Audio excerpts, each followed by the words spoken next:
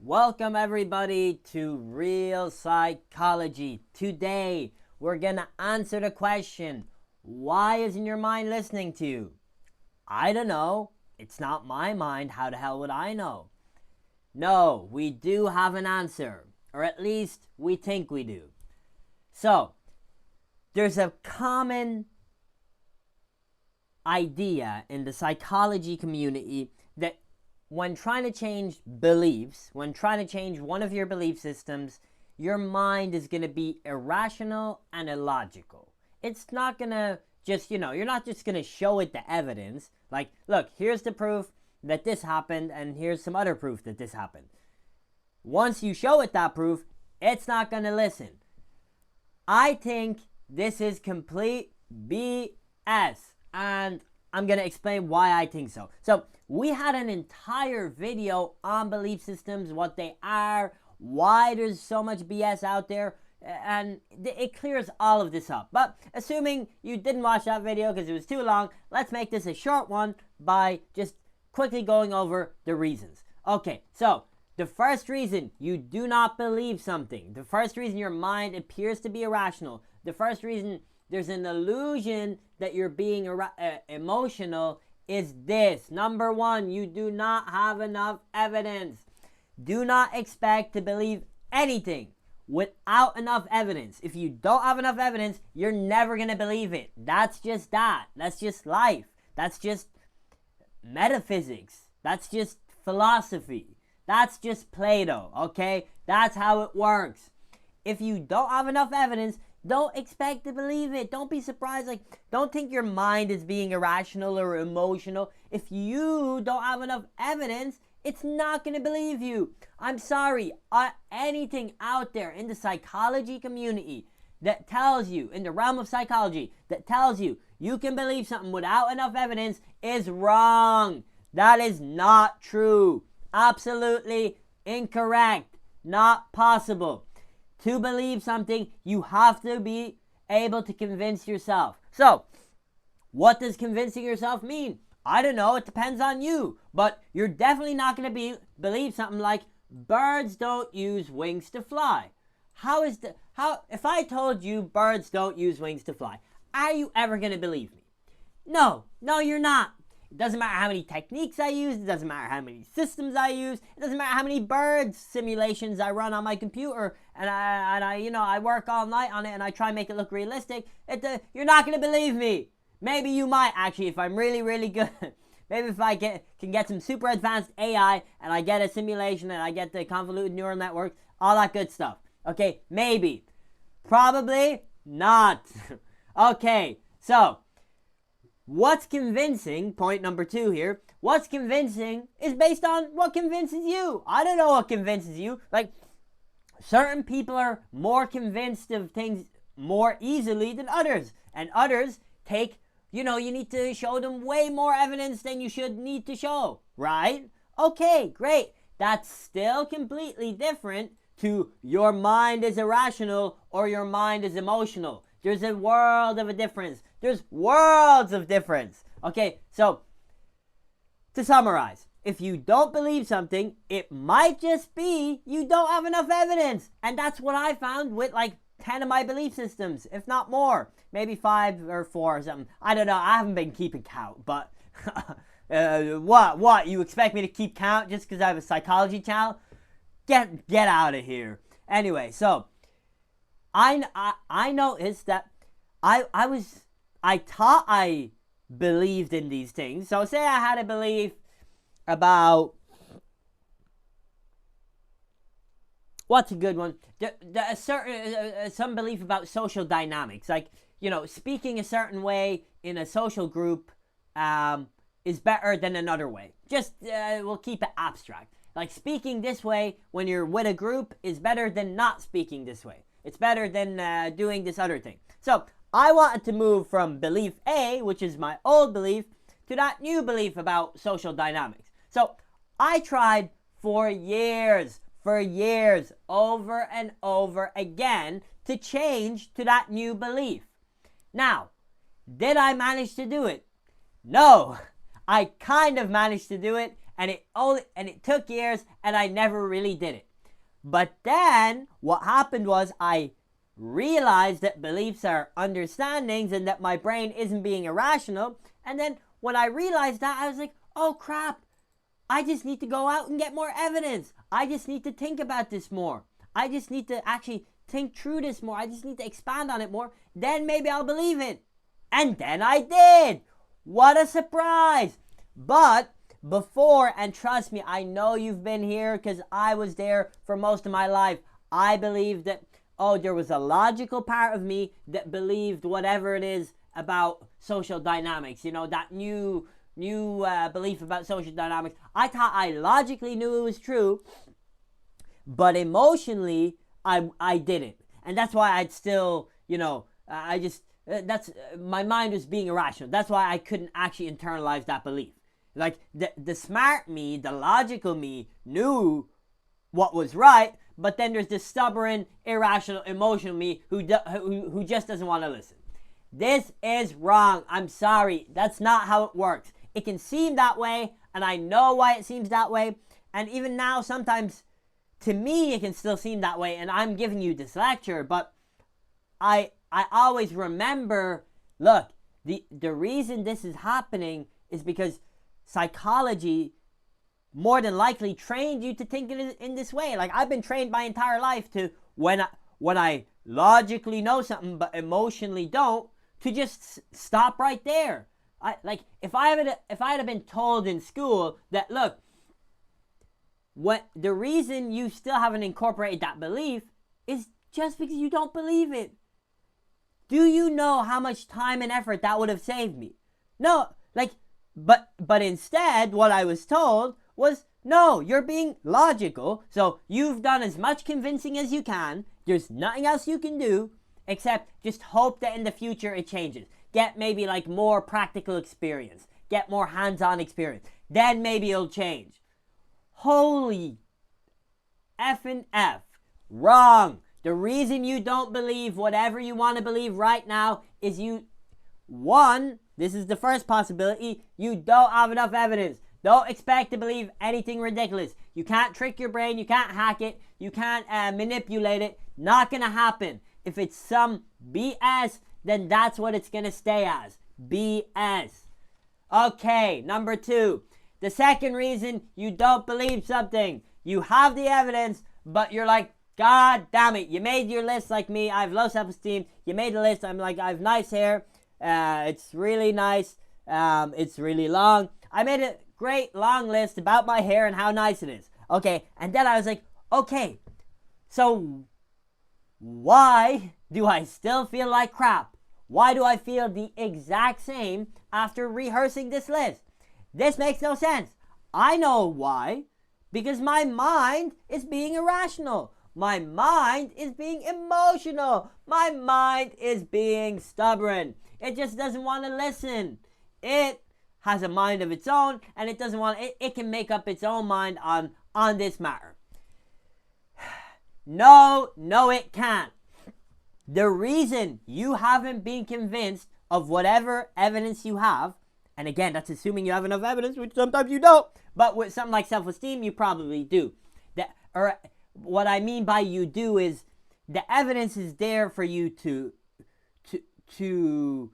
analyze. Like if you wanna check, for example, to fix your self-esteem, what you need to do is basically show yourself that you're the same as everyone else, right? And then if you're the same as everyone else, why would you hate yourself, right? Okay, so that's what you do when you fix your self-esteem. I mean, there's probably other ways of going about it, but that's the way I went about it. I was like, look at the lives of all of these people. Look at your lives. Look at all their values. Look at your values. Look at their ice cream. Look at my ice cream. Let's eat some ice cream before we continue analyzing people. Then I ate some ice cream. Then I went back to analyzing. So, oh my God, I just lost my point. What was I saying? It's something important that got completely ruined by ice cream. So, I had my list. It wasn't very strong. Why did that list not convince me? You can be like, real psychology. 2 seconds ago, you just told me that Two seconds ago, you just told me all I need is enough evidence. I have enough evidence. So why don't I believe it? Well, here's the problem. You haven't expanded on your evidence properly. You haven't thought through your evidence properly. So an example I always give is, if I have something on my list, let's just say, will we open Notepad? We can open Notepad. We'll open Notepad. And I have something like, nice hair. I have nice hair. Format, font, make this massive. Okay, so I have very nice hair. Can you read that? Sure you can. But we're going to make it even bigger. Because the bigger you make it, the more weight it gets as evidence. Nice hair. Educated. I had something like that. Okay, so you're like, wait, friends like me. I don't know how to spell friends. That's why I have none. Friends like me. Okay, great. So I had a list of like 10 items, and then I read it, and I was like, okay, I have nice hair. That was not on the list. In case anyone thinks that was actually on the list, no, it wasn't. Okay. Educated, friends like me, blah, blah, blah. Okay, so why is this list not working? What the hell is wrong? What the H is wrong? What the F is wrong? What the G? What the Q? What the R? What the S? What is happening? I'll tell you what's happening.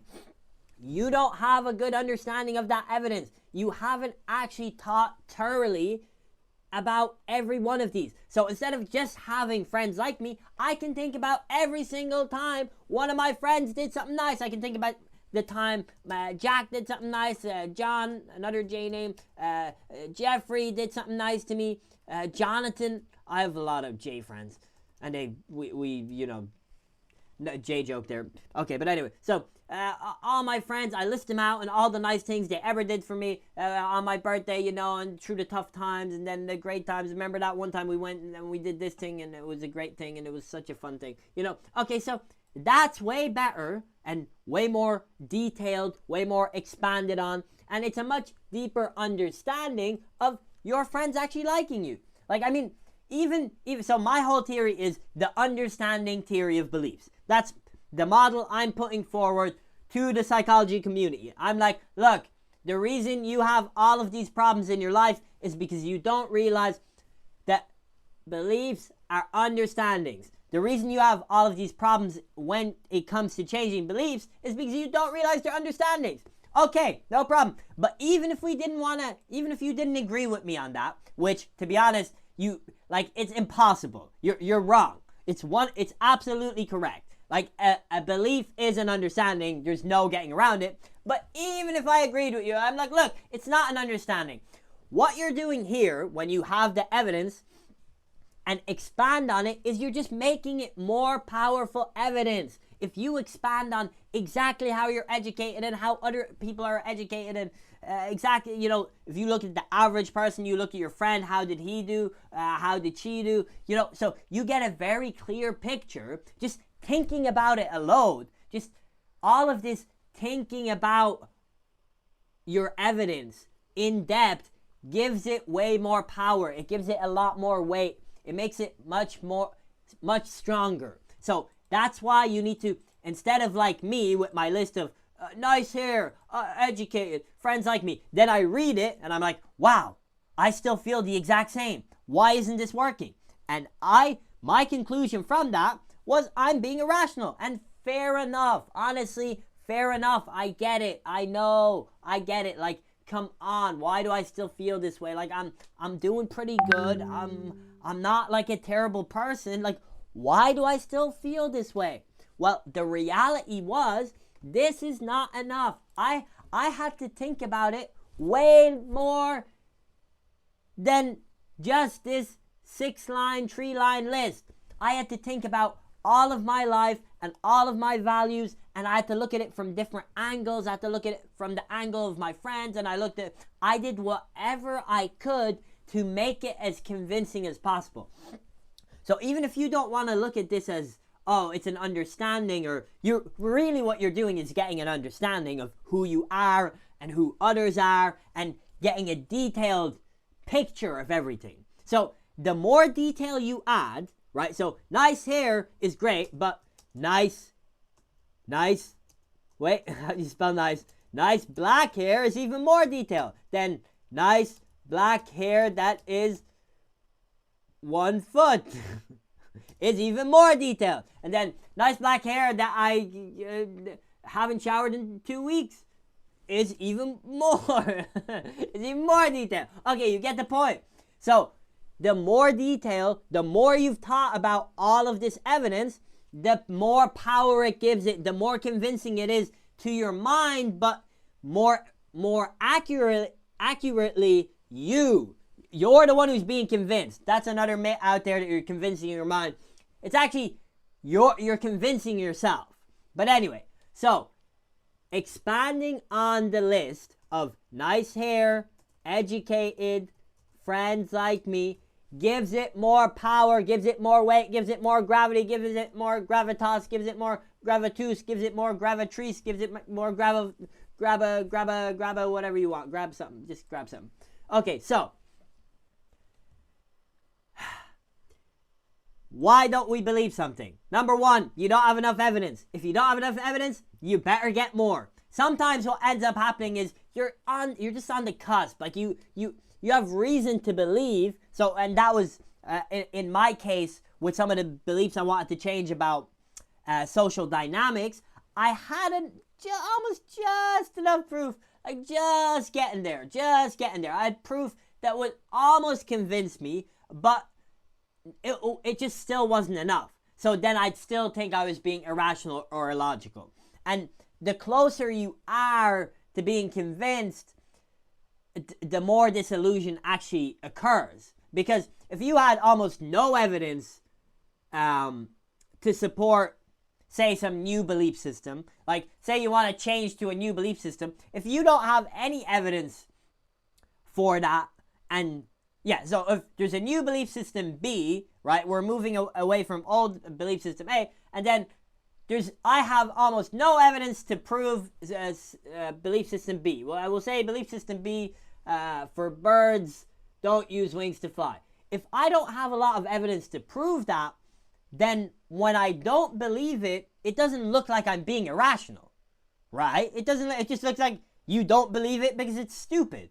But if I have some evidence, if just say somehow magically I did have, I had almost enough evidence to prove that wings don't use birds to fly, but just not enough, what ends up happening, because I want to believe this belief system, usually when you're changing belief system, you want to believe it. So what happens when I have almost enough evidence to prove birds don't use wings to fly is I start to think that, oh, logically I do believe it, but then this irrational part of me or this emotional part of me isn't listening.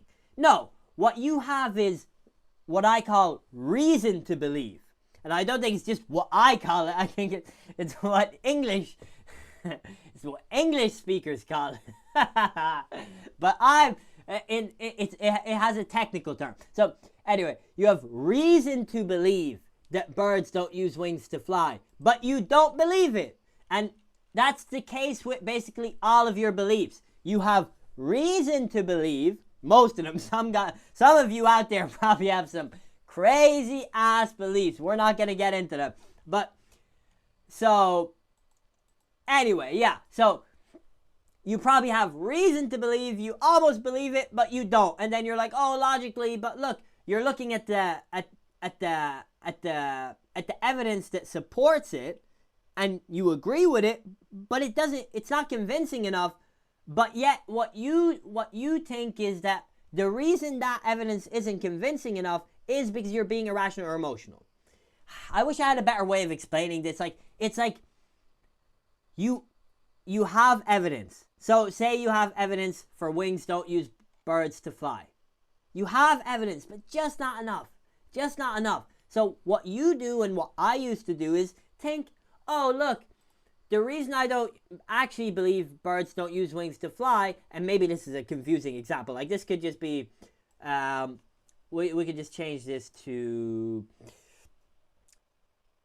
I am a cool person. I have value. I have value as a human. Okay, so maybe that's not the best one, but again, you have reason to believe. Like, it's not obvious that it's not completely obvious you have no value, but it's also not completely obvious that you do have value. So you're on the edge, and it creates this illusion that, look, but I have all of this logical evidence, and of course it must be true, and I want it to be true. I want to believe I'm a cool person. I have evidence I'm a cool person, as shown here. I have nice hair. I'm educated, and friends like, I don't know, friends like, So I like my friends. They don't like me. That's pretty good. So what ends up happening is you have this illusion that you're being irrational or emotional or illogical. That's one of the reasons. That when it's a close call, when you're near 50-50, it could go either way. I could be a cool person. I could be a piece of crap. But more often than not, the reason is you haven't taught out that evidence. And this is the important point. I kind of went off on a tangent there explaining the close call thing. That's for another video. The main reason, trust me, is you haven't convinced yourself by getting a good understanding of that evidence, by thinking about that evidence a lot, by going through it, by expanding it, by going through it thoroughly, by going through it in detail, by opening it up, by looking at every possible angle. Like, if I want to convince myself that I'm the same as everyone else, there's lots of ways I can do that, and I'd recommend you use every way you can. So what I did is not just make lists of positive characteristics and bad characteristics and see what I have in common with other people. I looked at everything from every angle. I looked at all my childhood. I looked at what does it mean to be human? How should I live my life? What matters in life? What does matter in life? What says if someone is a good or bad human? I did as much thinking as I had to for it to be as convincing as possible. So really, the thinking and getting the good understanding is very important because it makes it convincing. Like, I have nice hair isn't that convincing. So, but I didn't realize this, and many of us also don't realize this. I have nice hair isn't a very convincing line. It's too short. It's